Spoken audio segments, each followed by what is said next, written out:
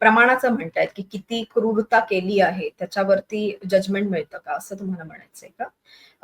त्या ह्याच्यामध्ये डिपेंड्स तुम्ही आता तिथे तुम्ही केस जेव्हा फाईल करता डोमेस्टिक व्हायलन्समध्ये तुम्ही 2-3 गोष्टींसाठी करता.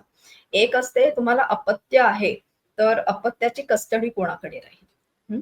तर तिथे पैशाचा संबंध येत नाही. पण किती माणूस किती क्रूरता केलेली आहे, ते बघितलं जातं, की महिलेकडे अपत्याची कस्टडी जाईल. दुसरं तुम्ही रिलीफ मागू शकता जे डोमेस्टिक व्हायलन्स ॲक्टच्या अंडर येतं, ते म्हणजे तुम्ही राहायला जागा. हं. तर राहायला जागा तर क्रूरता त्याच्यामध्ये तुम्ही किती लेबल करताय त्याचं काही घेणं-देणं येत नाही.